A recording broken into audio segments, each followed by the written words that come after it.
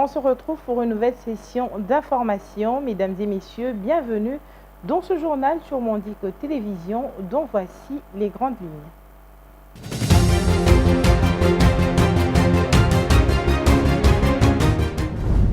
Un procès verbal a été signé le lundi soir entre les gros importateurs et les vice-premiers ministres chargés de l'économie, Daniel Mukoko Samba, en présence de la première ministre Judith Suminwa, pour officialiser la mise en œuvre de nouveaux prix sur les produits des premières nécessités à partir de ce mardi 10 décembre 2024. Cette mesure s'inscrit dans le cadre des efforts du gouvernement congolais pour lutter contre la vie chère et améliorer le pouvoir d'achat des citoyens. La chef de la diplomatie congolaise, Thérèse Kayikwamba, a lors de la 9804e réunion du Conseil de sécurité de l'ONU, consacrée à la situation en République démocratique du Congo, dénoncé les refus du Rwanda de respecter ses engagements et les violations continues de ses obligations aggravant la situation. La ministre d'État a ainsi demandé au Conseil de sécurité d'user de ses prérogatives pour exiger des parties le respect de leurs engagements. Et en sport, par le truchement de la Fédération congolaise de football association, FECOFA en sigle, la liste de joueurs convoqués pour les 2 matchs contre le Tchad dans le cadre des éliminatoires du championnat d'Afrique des Nations a été publiée le lundi 9 décembre 2024 dans la soirée. Sous la houlette du technicien congolais Otis Ngoma, 22 léopards locaux et 6 réservistes ont la grande mission de décrocher leur qualification pour la 8e édition de ce tournoi continental.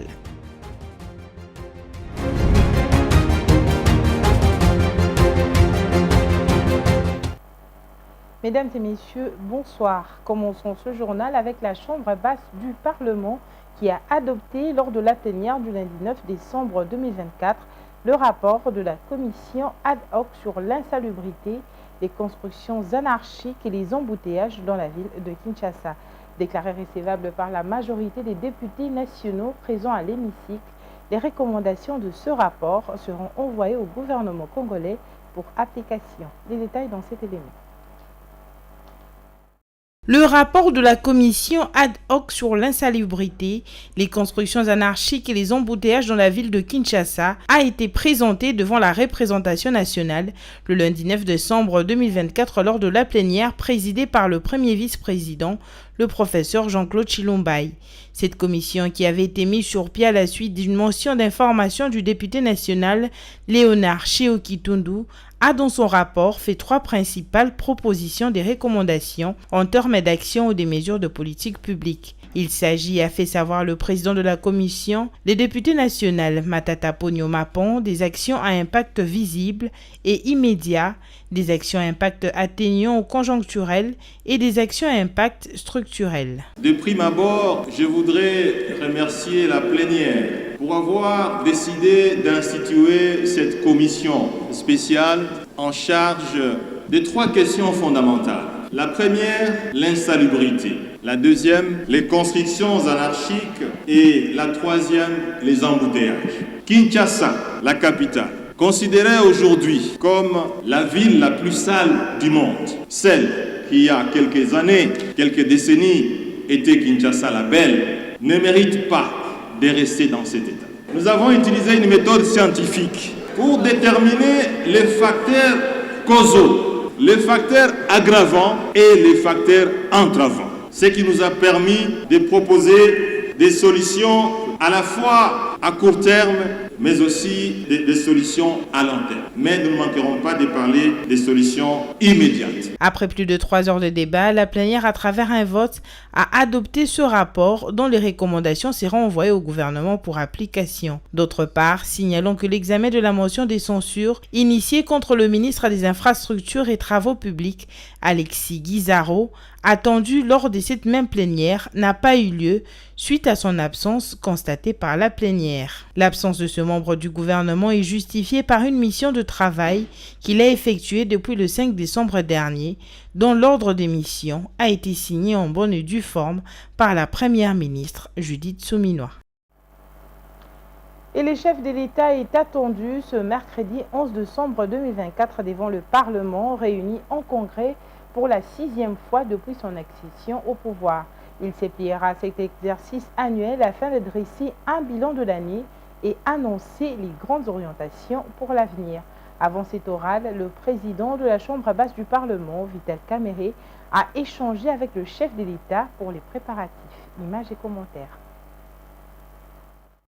C'est ce mercredi 11 décembre 2024 que le Parlement en congrès va accueillir le président de la République pour son traditionnel discours sur l'état de la nation. Avant ces grands orales attendus par la population, le président de l'Assemblée nationale, Vital Kamerhe, a été reçu par le chef de l'État afin de préparer ces grands événements. Au sujet de la révision de la loi fondamentale, le speaker de la Chambre basse du Parlement a exprimé son soutien à l'initiative du chef de l'État avant de rappeler que la révision constitutionnelle est une démarche prévue par la loi fondamentale et ne doit pas être perçue comme un sujet tabou. Nous avons balayé tous les secteurs de la vie nationale. Nous avons parlé du social des Congolais, de l'économie, et ceci nous ramène au développement.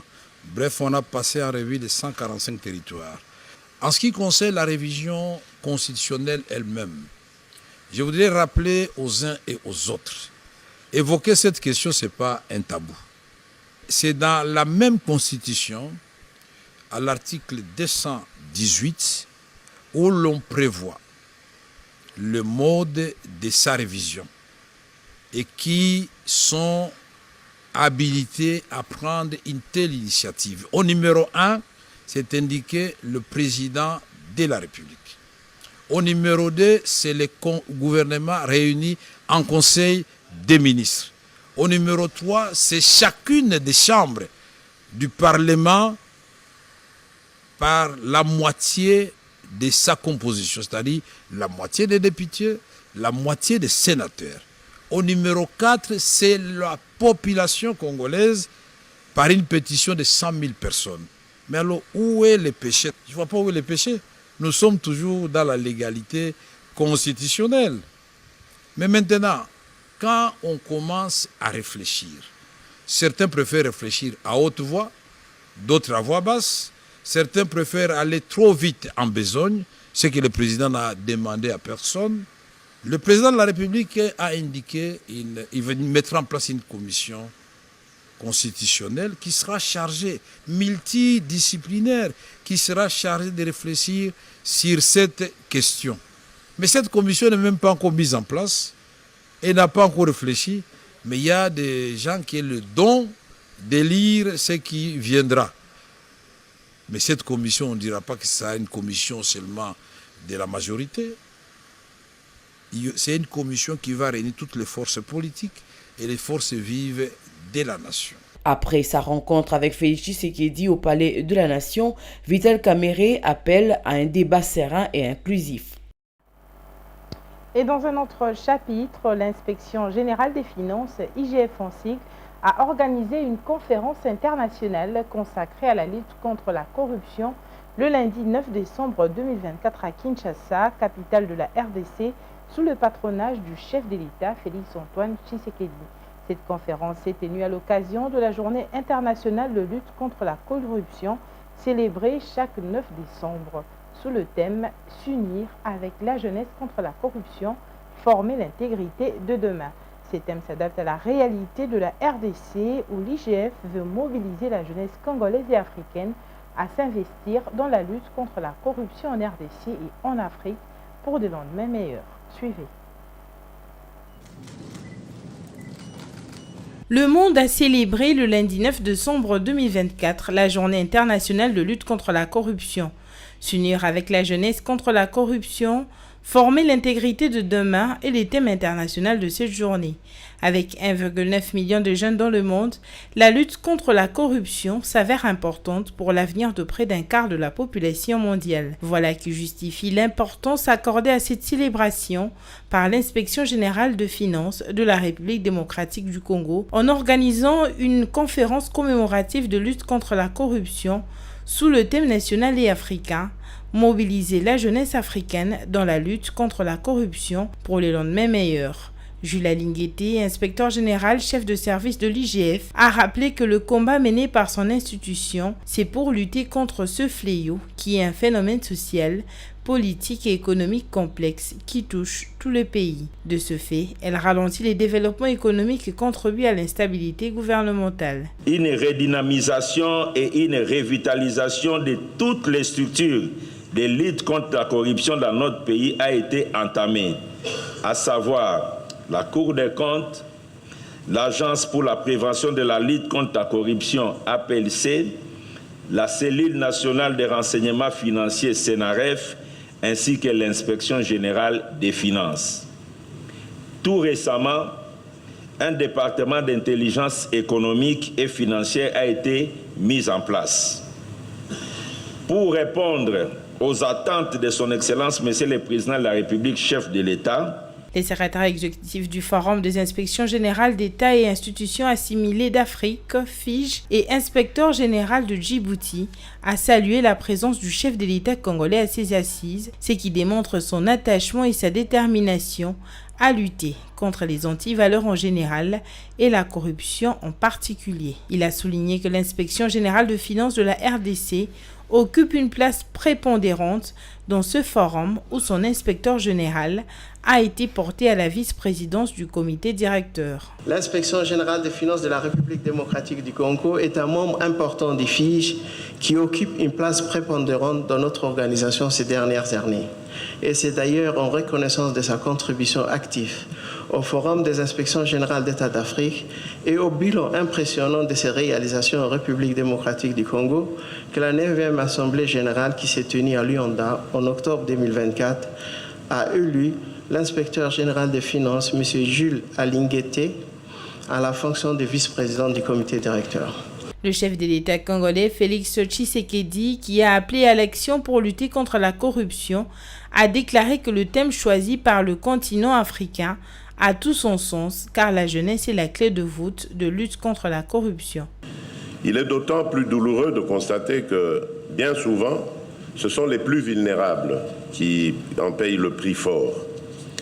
La corruption détourne l'argent public de son but initial, qui est de construire des routes, des écoles, des hôpitaux, garantir un accès à l'eau potable, à l'électricité et à la santé ou à la justice.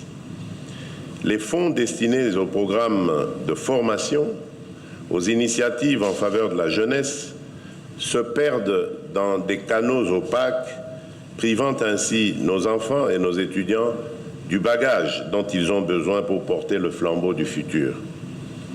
C'est ici que la thématique choisie pour cette journée prend tout son sens. La mobilisation de la jeunesse n'est pas un simple slogan. À l'instar du défunt Floribert Boinachui, martyr à 26 ans de l'honnêteté et de la probité absolue, notre jeunesse est la clé de voûte de notre lutte contre la corruption. Dans les panels qui ont suivi la cérémonie officielle, les interventions ont porté sur notamment l'état de lieu de la corruption et de la gouvernance publique en Afrique avec le cas de Transparency International, l'importance de l'implication de la jeunesse dans la lutte contre la corruption, ainsi que le partage d'expériences angolaises de la lutte contre la corruption. Le volet de la prévention et de la répression sont les stratégies de l'IGF pour enlever les opportunités de détournement, mais qui doivent être mises en œuvre grâce au contrôle interne efficace et a priori avant que les actes de gestion soient posés pour qu'ils ne comportent pas d'irrégularité.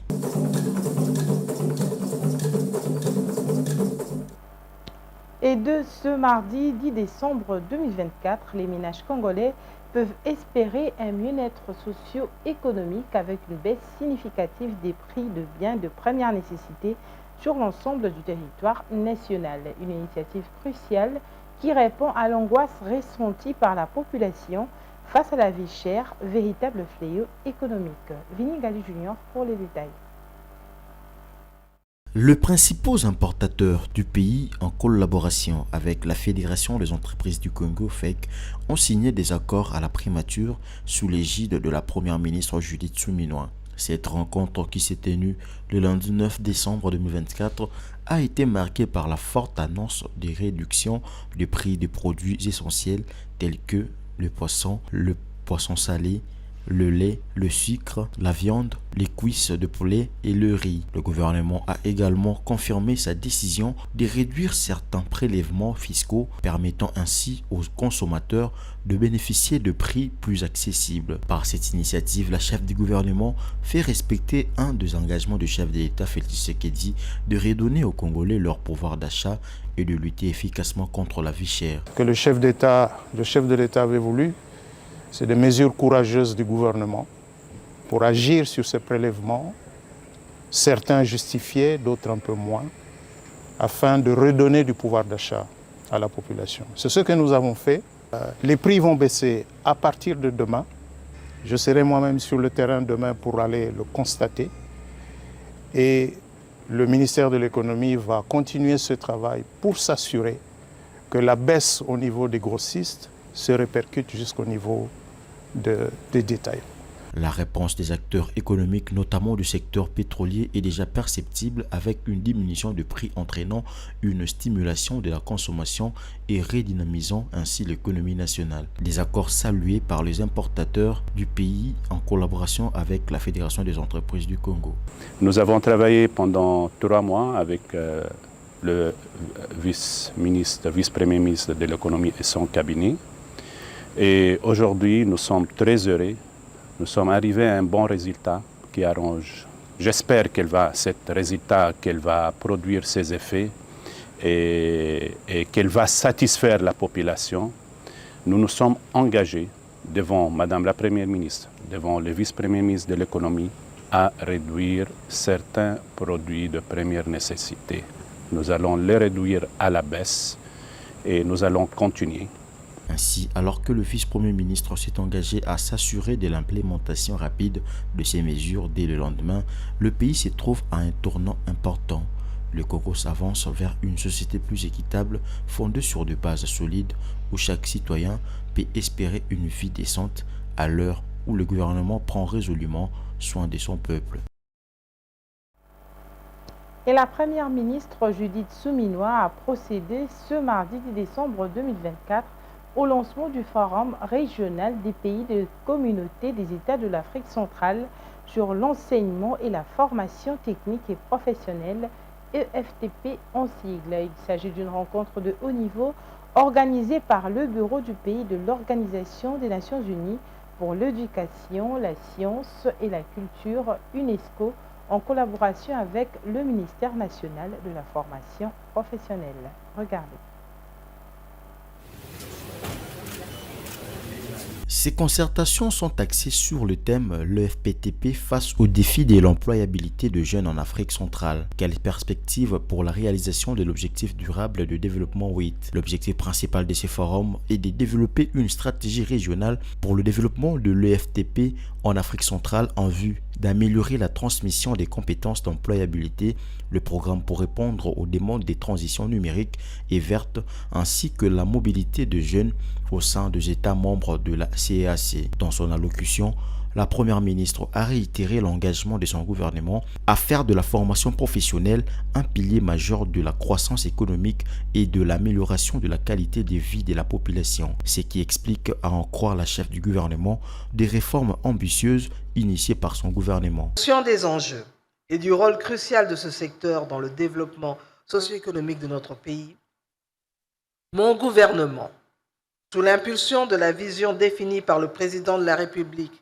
son Excellence Félix-Antoine Tshisekedi, chef de l'État, dans le cadre de notre programme d'action 2024-2028, s'est engagé de manière forte, avec courage et détermination, à renforcer notre système éducatif en faisant de la formation professionnelle un pilier majeur de la croissance économique et de l'amélioration de la qualité de vie de notre population. Raison pour laquelle, d'ailleurs, nous avons choisi un ministre dynamique.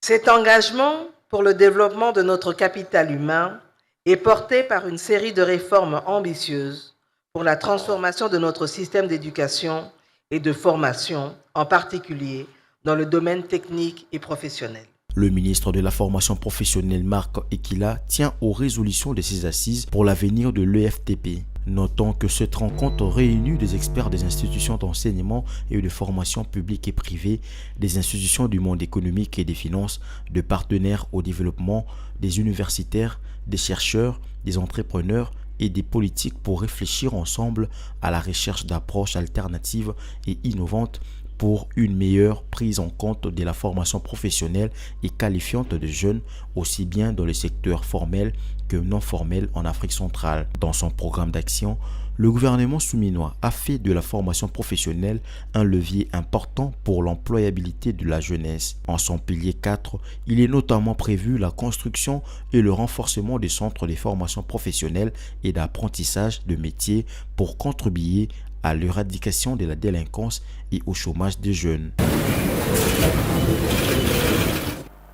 Et dans le reste de l'actualité, lors d'une session marquante au Conseil de sécurité de l'ONU, le lundi 9 décembre 2024, Thérèse Kayikwamba Wagner, ministre des Affaires étrangères et de la coopération internationale de la RDC, a tenu un discours sans équivoque contre le Rwanda.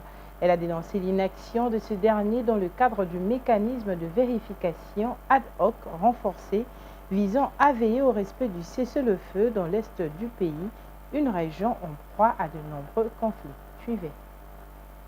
Plus de 4000 membres des forces de défense rwandaises, présents illégalement sur notre territoire, mènent des offensives avec le soutien du M23.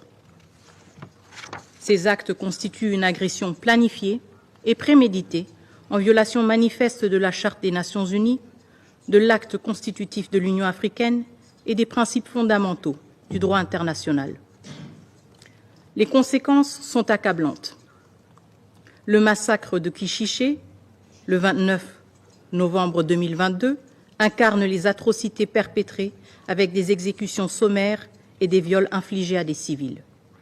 Le bombardement du camp de déplacés internes de Mugunga, causant la mort d'au moins 35 civils en mai 2024, majoritairement des femmes et des enfants.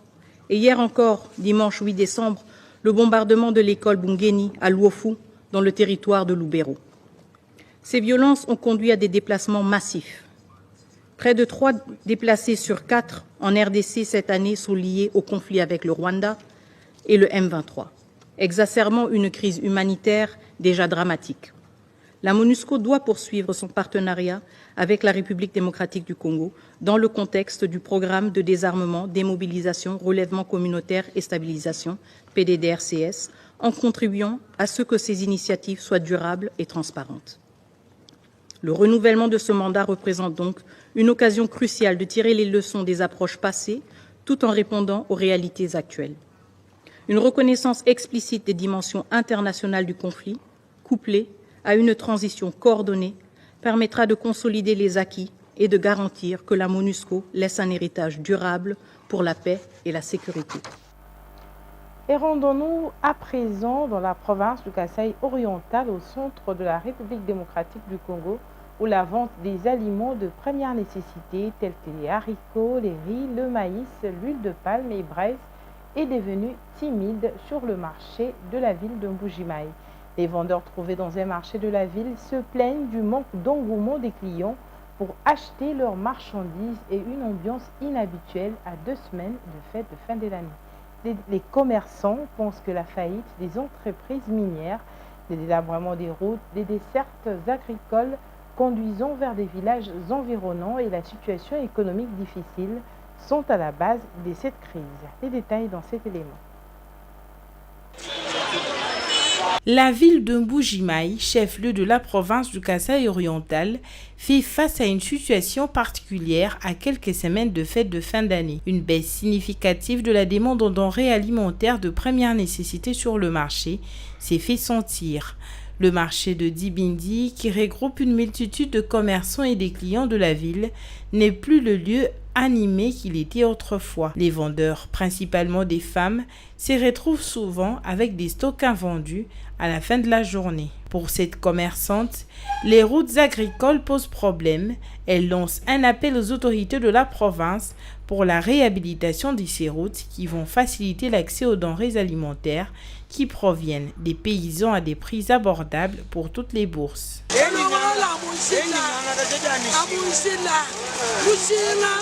Qu'on arrange seulement les routes, les prix est passable, seulement les routes qui posent problème. Nous voulons que la mesure de maïs revienne à 3 000 francs congolais, maintenant c'est à 5 000 francs. Nous avons la route de Kanyama, Luputa, Chibobu, toutes ces routes-là sont détériorées, il n'y a pas moyen. Le maïs qui vient par voie ferroviaire arrive aussi, mais par véhicule c'est compliqué.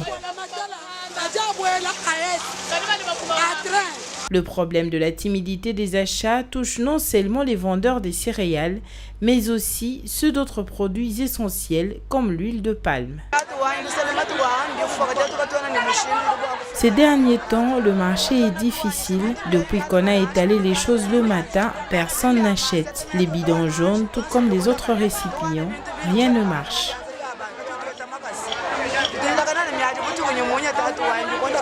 Le vendeur de Brest, qui dépend aussi des achats des ménagères, rapporte la même situation préoccupante. Nous sommes en train de nous débrouiller pour vendre même aux ménagères la braise. Chose étonnante, elles ne viennent même pas massivement s'en procurer. Ceux qui étalent même par terre se plaignent également du manque de clients à cause de la crise qui s'aggrave. Alors que l'année touche à sa fin, la situation semble encore plus critique. Contrairement aux années précédentes, les fêtes de fin d'année, période de forte consommation, ne s'annoncent pas bien. Les commerçants se demandent comment ils vont réussir à traverser cette période difficile alors que les familles connaissent les mêmes difficultés financières. Face à cette réalité, la population et les vendeurs de Mbujimayi appellent à une intervention urgente des autorités et des entreprises pour redynamiser l'économie locale et améliorer les conditions de vie des habitants. Et un mot de sport dans ce journal, le sélectionneur national des Léopards A' de la République démocratique du Congo, Otis Ngoma Kondi, a rendu public le lundi 9 décembre 2024 une liste de 24 joueurs pour le premier tour des éliminatoires du championnat d'Afrique des Nations CHAN 2025. Les fauves congolais croiseront les Sao du Tchad le samedi 21 décembre 2024 à Abidjan en Côte d'Ivoire pour le compte du match aller. Les détails avec Enoch Kalonji. Cette liste est totalement remaniée comme d'aucuns ne pouvaient s'y attendre, avec seulement 2 noms qui ont été pris lors de la dernière édition en Algérie. Il s'agit de Bagdio Sadi et Jonathan Ikangalumbo. Le staff technique s'est basé sur les performances des derniers stages effectués à Kinshasa qui a rassemblé plus de 35 joueurs qui ont donné ces résultats. Otis Ngoma a une nouvelle chance de faire mieux qu'en Algérie où l'équipe a réalisé certainement la pire participation de son histoire avec 0 but inscrit et une élimination au premier tour de la compétition. Malgré cette contre-performance, les dirigeants de la FECOFA ont décidé à renouveler sa confiance au technicien congolais qui ne doit pas se rater cette fois-ci au risque de faire parler davantage sur son importance à la tête de ses staffs. Voici les 24 joueurs sélectionnés par Otis Ngoma. Gardien de but, Brunel Efongue, Jackson Lunanga, Bagdio Siadi. Défenseur, Lupini Maoukou, Papi Kokelea, Ernest Luzolo Sita, Ozé Ndombele, Elton Kaimbe, Magloire Tambwe, Kaulo Mokondi. Milieu de terrain, Sosé Zemanga, Joseph Bakassou, Mika Miché, Azé Basiala, Jack Kunku, Ibrahim Matobo, Lise Nyembo, Jansi Mboma, Oscar Kabwik, Jonathan Ikangalombo. Attaquant, Orso Mwaku, Jafé Kitambala, Tony Madoudou, Silva Chitengi. La liste de réservistes est suivante. Jonathan Balaboto, Berdi Bakukala, Ntita Larmi, Marseille Ngimbi, Daniel Mbo, Herman Mwamba. Notons que les Léopards A' vont affronter les Tchad le 21 décembre prochain au stade de Mbimbi en Côte d'Ivoire en Abidjan. Quant au match retour, cela reste à définir. À présent, place au rappel des titres. Nouveau prix sur les produits des premières nécessités à partir de ce mardi 10 décembre 2024. Cette mesure s'inscrit dans le cadre des efforts du gouvernement congolais pour lutter contre la vie chère et améliorer le pouvoir d'achat des citoyens. La chef de la diplomatie congolaise, Thérèse Kayikwamba, a lors de la 9804e réunion du Conseil de sécurité de l'ONU consacrée à la situation en République démocratique du Congo, dénoncé les refus du Rwanda de respecter ses engagements et les violations continues de ses obligations aggravant la situation. La ministre d'État a ainsi demandé au Conseil de sécurité d'user de ses prérogatives pour exiger des parties le respect de leurs engagements. Et en sport, par le truchement de la Fédération congolaise de football association, FECOFA en sigle, la liste de joueurs convoqués pour les 2 matchs contre le Tchad dans le cadre des éliminatoires du championnat d'Afrique des Nations a été publiée le lundi 9 décembre 2024 dans la soirée.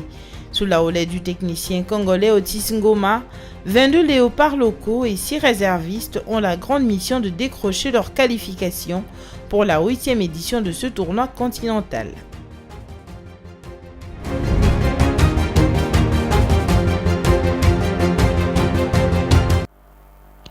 Voilà, c'était l'essentiel de l'actualité de ce mardi 10 décembre 2024. Retrouvez la prochaine grande édition du journal le mercredi 11 décembre 2024 à 19h. D'ici là, bonne suite de programmes sur nos antennes. Bonsoir chez vous.